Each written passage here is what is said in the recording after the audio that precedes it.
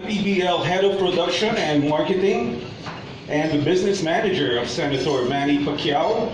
Let's all welcome Mr. Arnold Vegafria. The Head of ABS-CBN Integrated Sports, Mr. Dino Laurera.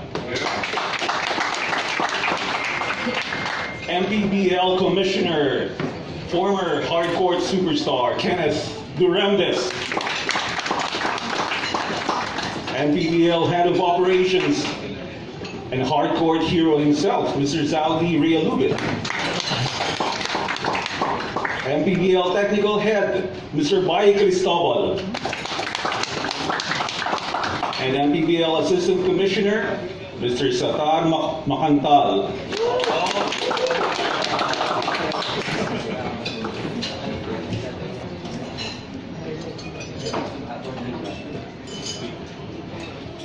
At this point, we'd like to introduce all the participating teams. We'd like to request the members to please stand as their names are called. We'd like to introduce the teams alphabetically, starting off with our team from Bataan, headed by Coach Jay Sierra, Gary David, and James Castro. From Batangas, headed by Coach Michael Tan, Lester Andrew Alvarez, and Jamo Equilos. From Bulacan, Coach Joseph Gumatay, Councilor Christopher Baluyot, and RJ Taganas. Representing Caloocan, Coach John Calios, Terence Mustre, Don Ochea.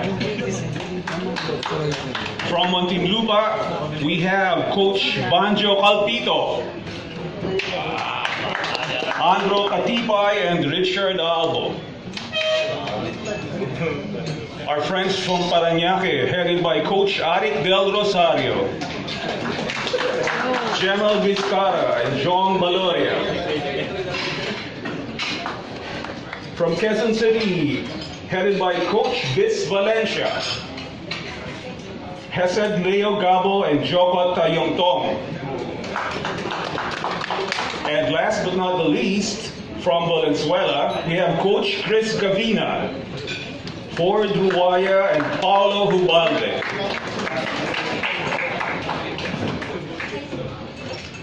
We'd also like to formally acknowledge the MPBL Head Legal Counsel and Legal Counsel of Senator Pacquiao, Attorney Brando Gernesto. Before we go on, we'd like to request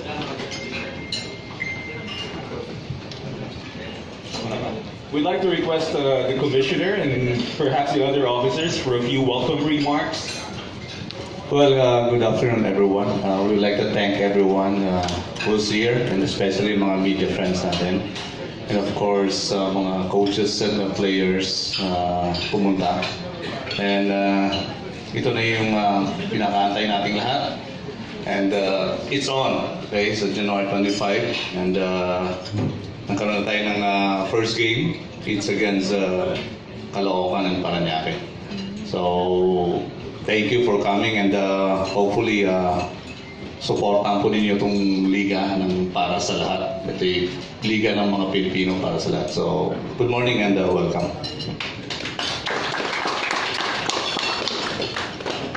Our Head of Operations, Sir Zaldi. Good afternoon sa lahat. Una, salamat sa pagpunta nyo ngayon, lalo na sa mga media. At gusto kong kunin pagkakataon ito, magpapasalamat ng mga unang mga teams na naniniwala sa amin. Nung wala pa si Sir Dino sa amin, naniniwala na matutuloy kami. Kaya maraming salamat sa lahat ng teams na sumali ngayon. Thank you, thank you. Our Head of Marketing and Production, Mr. Vegafria. Good morning to everyone. Thank you for coming. To all the media and sports media entertainment who are here today. Thank you for for coming. And I would like to say this is a noble project of our founder and chairman of MPBL, Senator Manny Pacquiao. This is his talagang dream niya to, magkaroon, patulungan yung mga grassroots, and from the grassroots, from the collegiate players, and also professionals na gusto niya tulungan, mabigyan ng chances, makalaro at ma-expose at maibigay yung skills nila para makita rin, matulungan ang mga basketballista. Not only sa Metro Manila, but this is gonna be all over the Philippines. So, simula muna sa Metro Manila and some key cities of Luzon, and soon it will go to Visayas and Mindanao. So, thank you for supporting. I hope our media, press media will support this project, and this will open on Thursday na at Araneta Coliseum from starting from 7 to 11 in the evening. So, thank you ABS-CBN of supporting this. The ABS is our media partner and at the same time the official network of MPBL. Thank you. Thank you, Mr. Vega Fria. And we have a few words from our media head, Mr. Lorena. Thank you. We just want to say we're very happy to be partnering and supporting the endeavors of Senator Pangilinan for Pacquiao. Sorry, my mistake. Senator Pacquiao on this endeavor for pushing sports development. Isa pong napaka-noble na proyekto ito. At sana po ay marami pang maigawang tulong to sa mga regional players natin, lalong-lalo na. And we're here to provide the broadcasting support so that more and more Filipinos and audiences, mga kapamilya natin, makapanood po ng laro ng Maharlika Pilipinas Basketball League. Maraming salamat po. Thank you, Mr. Lorena. At this point, I'm sure all of you have a lot of questions that you'd like to ask our esteemed guests. So without further ado, I'd like to open the question and answer forum. Please feel free to just raise your hand so I can approach you. Please introduce yourself. Diane Castillejo from ABS-CBN. Kenneth, congratulations. Can you explain to us yung format ng liga? Gano'ng karaming teams, saan maglalaro, at gano'ng katagal yung conference, at ilang conference sa isang taon? Thank you, Diane. And yung format niya is, we have 10 teams right now. So, alam naman siguro natin, pero ano po ulit, it's Bulacan, Parañaque, Valenzuela, Muntinlupa, Quezon City, Imus, Bataan, Batangas City, may na-miss ba ako? Navotas, Valenzuela. So, it's a single round, robin siya, and then top 8. So, dalawa lang may eliminate, single round. It's a home and away. Home and away siya, setup. So, each team mag-host siya ng games, at least 2 games sa home niya. It's always a double header, every game, every home game. So, may 4 na teams maglalaro palagi. And then, quarterfinals, ang number 1 will play number 8. It's a best of 3. Best of 3, number 2 and 7, so on 3 and 4, ganon. And then, meron tayong semifinals, best of 3 pa rin. So para umabanse sa semifinals, best of 3 yung quarters. Best of 3 and And then yung quarters. semis, best of 3 din para makapasok sa finals. Yes. And then yung finals, Ang finals, best of 5. We'll see, baka best of 5 na rin. Pero we'll stick to the best of 3 muna siguro. And yung number 1 seed na team, siya yung mayroon ng home court advantage all throughout the playoffs. So every game counts. So number 1 seed ng elimination round and number 2. So overall na home court advantage siya makakakuha. So gano'ng katagal yung conference and how many conferences do you plan to have sa isang taon? It will run until April 19 finals. maximum, that's for the first conference, and we're planning 2 conference lang in a year. And Sir Dino, you're going to be airing all the games live? Yes, for the first conference, which is the sealed agreement, napagkasunduan na live po tayo ng 7 to 11 in the evening. So both games will be live on the schedules that we're going to follow based from the league's format. Nice. Can I ask Arnold also? So ngayon, yung 10 teams nyo, galing muna sa Luzon.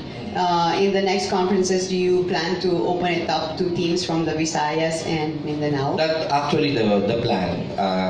Part of the objective yun is to give way also to Luzon, Visayas, and Mindanao. So for now, ang dami nag-apply. They thought all the while meron kaya na namin yung Visayas and Mindanao. But definitely, that's part of the big flat plan of Senator Pacquiao to move over also to other parts of the country. So, for now, ang dami nag-apply. Pero, as of now, kaya pa nila, it's 10 teams. So far, can I announce that the first conference is a single round, and then the second conference will become a double round. So the first game is in Araneta Coliseum, and then yung mga susunod will be wherever in the... Sa mga home court. Sa susunod, yung mga home court na ng mga teams. And sa game namin sa Saturday sa Muntinlupa kami. And the day train namin sa Bulacan. So, ini-schedule namin ang bawat playing days namin. Okay, salamat. Thank you, Ms. Diane. More questions?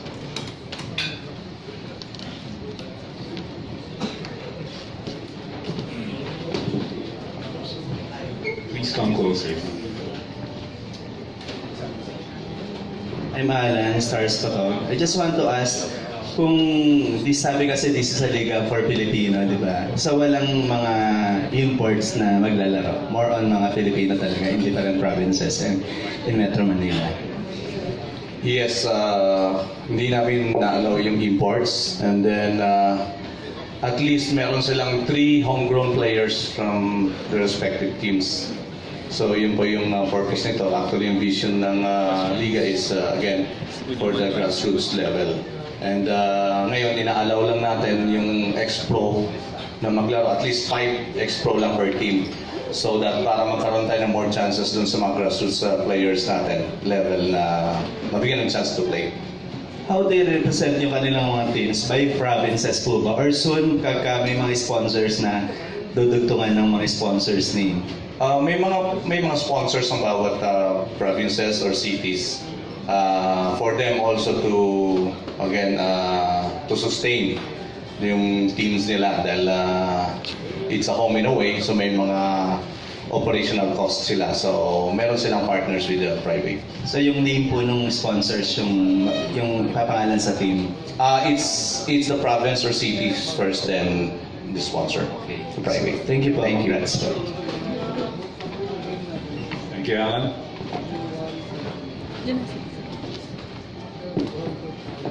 John. Hello, sir. It's John from Kumakaw.com. I'm a men's lifestyle blogger. Can I ask, how diverse are you actually going in this league? Meaning grassroots, as in you choose the actual players. How do you go about choosing the players actually, and what are their requirements?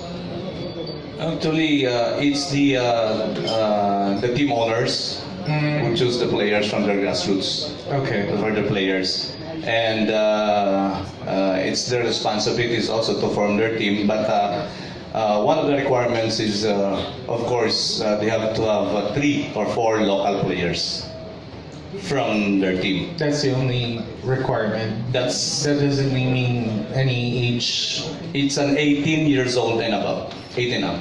Oh, okay. 18 years old. So it could be a legendary PBA player, and it's okay for them. It's okay. It's okay.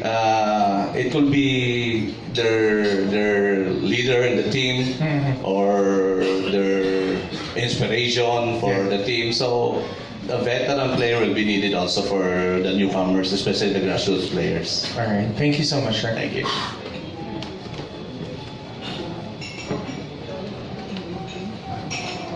More questions, please.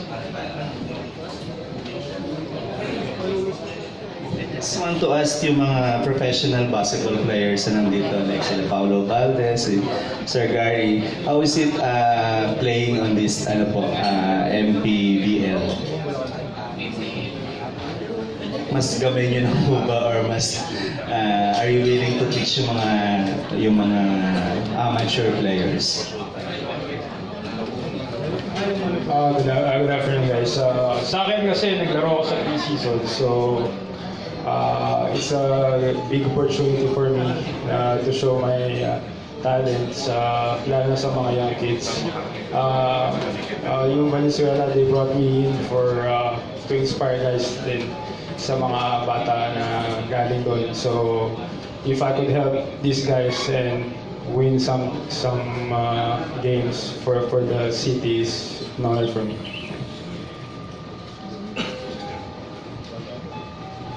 Thank you. Gary. Gary. Where's Gary? Makilala ko si Gary.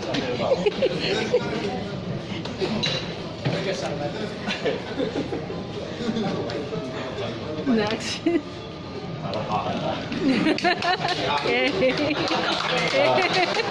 Good afternoon po.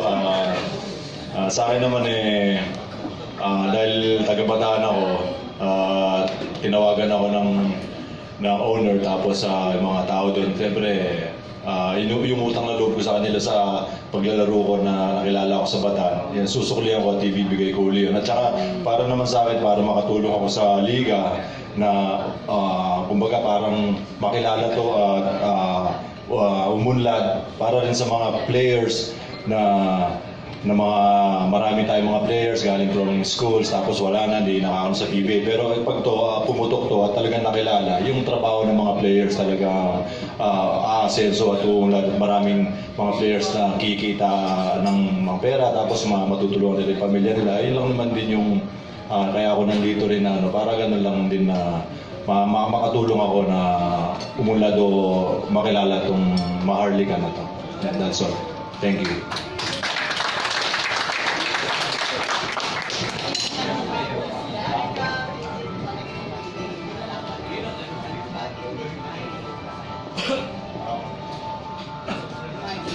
Klaseng game siguro maasahan ng mga viewers mula sa team mo at sa iba.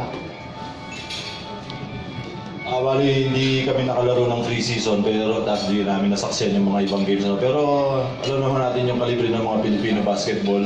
Kung ano man yung liga na nilalaroan natin dito, talagang pukpuka, talagang high intensity, physical.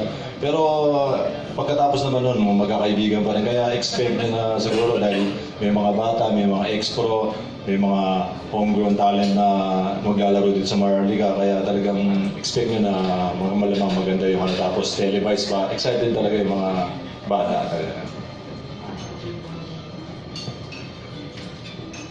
Next question. Thank you.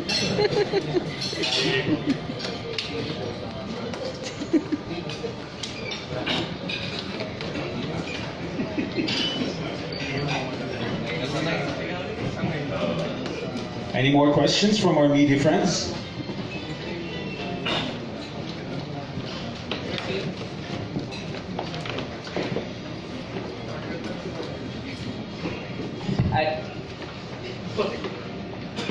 Hi sir, I'm Oreo po. I would like to ask if Maharlika is a professional or a developmental league? It's an amateur league. Okay, may mga players lang na coming from, actually it's kaya nga natin siya tinatawag na liga para sa lahat sa mga Pilipino dahil lahat naman dito as long as Filipino ka kasali ka. And yung mga kagaya ng sinasabi ni Senator Manny, matutulungan natin yung mga players na nag-graduate sa college na walang mapaglaruan, and then yung mga ex-pro na hindi nabigyan ng masyadong exposure sa PBA.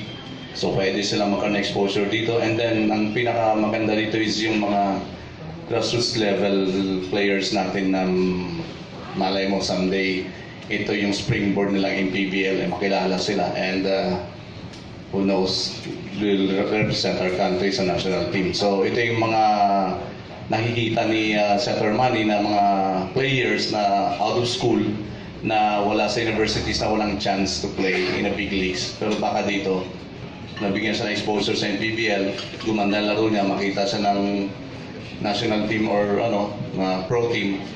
So ito yung magandang mangyayari sa NPBL pag magkaroon tayo ng player na ganun dito. Sir, ihahabol ko lang sa venue kasi. Free po ba yung entrance or do we have entrance fees sa mga venues? Sa mga venues, depende yun sa mga team owners. May mga nung pre-season namin, lahat ng mga venues naman na napaglaro namin, it's free naman, open to public. But ito yung regular season na natin, hindi natin alam kung ano yung it's with the team na decision kung ano yung meron silang entrance for their venues or free for the public. Thank you po. By the way, for the opening ceremony on January 25, so Thursday, there's a ticket selling for 300, 200, 150, 100, and the general admission is free.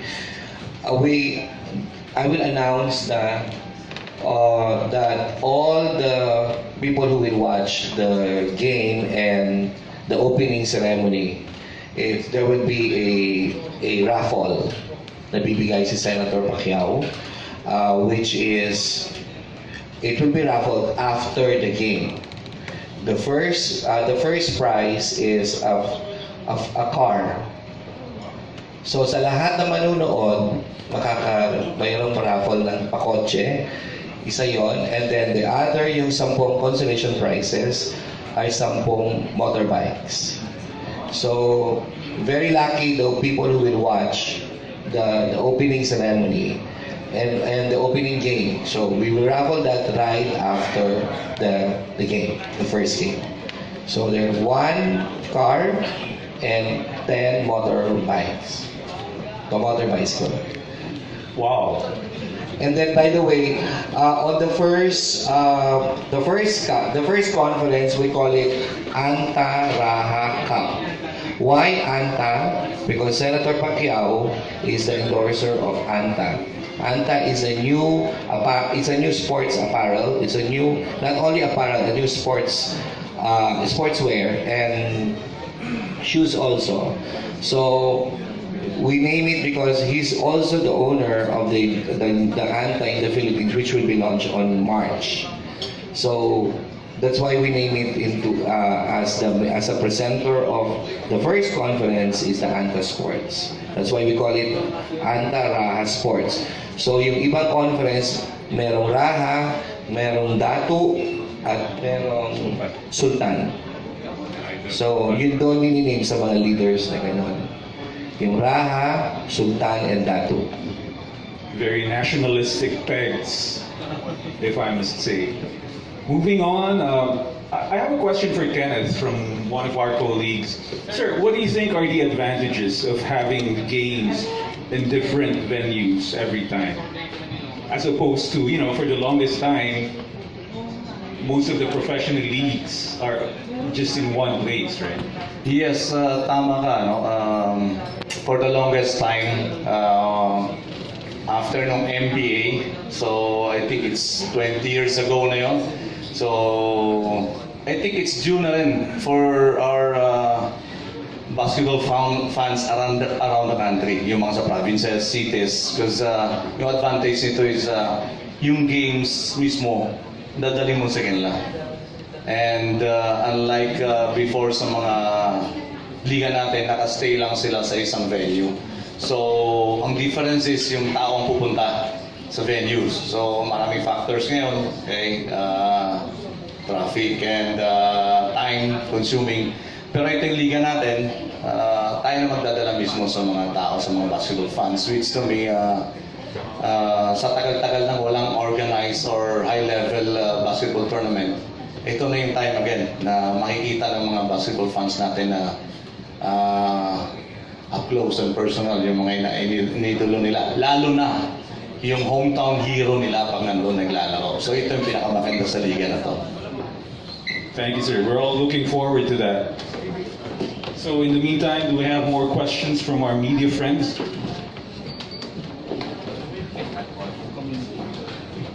Tanong ko lang po, aside from the raffle and the opening, do we expect artists to come from ALB production or to support the opening? Definitely, kasama may celebrities, not only ALV artists but also ABS-CBN artists, siguro maging involved din dito. And some beauty queens also will be part of the sa opening. And of course, the reason why I'm here also is to, yung mga players, kailangan pasikatin. Kung sikat yung PBA, mga sikat sila, pasisikatin din namin yung mga bagong players. Saka yan ang purpose. Pagpasikatin, gagawin din silang parang celebrity yung mga players. I'm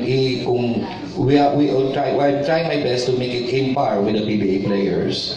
So I think that's the purpose also, para sumikat din yung liga ng ito. Kahit this is an alternative league para sa kanila. Dudugtungan ko na lang yung sinabi ni Arnold.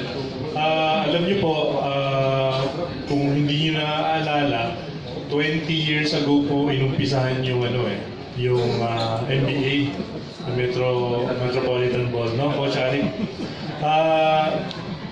Sa sports po, globally, hindi naman natin inaako yan, ano? Hindi inimbento yan. If you talk about, let's say, basketball, football halimbawa, kasi sabi ng mga foreigners, yun daw ang pinakasikat na laro sa buong mundo, no? Soccer. Totoo yan. Ang sports, dapat talaga community involvement. Yung pong liga nila na sa English Premier League, La Liga, they're all represented by cities. At hindi na siguro natin ilalayo, no? Tuwing magpapalaro po dito ng isang kahit anong sport. Mangyari nga kahit yung football league na ginagawa, pag nilaro sa Bacolod, katakataka na pinupuno sila ng stadium doon na higit 10,000 tao nanonood. Pero pag dito tayo nagpa-football sa Maynila, parang wala nanonood. Ano? So, yung sinabi ni Kenneth, importante yon dahil yung community involvement po talaga, yan ang importante sa kahit na anong sports league. No? Hindi lang sa atin, but globally in any sport. Yung ding sinabi ni Arnold, katumbas naman yun nung kailangan po merong mga sikat na player at community level. Hindi naman natin sinasabi na lahat sila magiging Steph Curry o LeBron James, no? Pero alam nyo yung kasikatan, mabuti rin yan sa bawat region or lugar eh. Hindi man masabing kasing sikat mo yung taga-PBA o taga-NBA, at least dun sa lugar nyo, matatawag kang hometown hero. So yun yung sinasabi ni Kenneth. Yan po yung laging pinag-uusapan namin sa liga, sa marketing nila, at yun na rin po yung may tutulong namin sa ABS-CBN. Salamat. Sir, last question po. Doon sa basketball po, di ba may mga muses? Dito po pa, magkakaroon ng muses na celebrities yung mga bawat teams. Actually, nag-meeting yung lahat ng team the other day, lahat ng team owners, I think they all agreed to have a celebrity muses.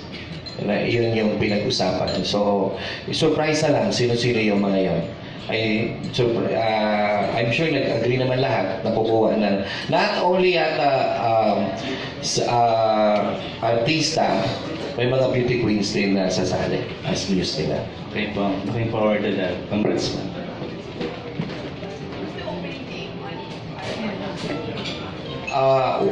Paranaque versus Bulacan.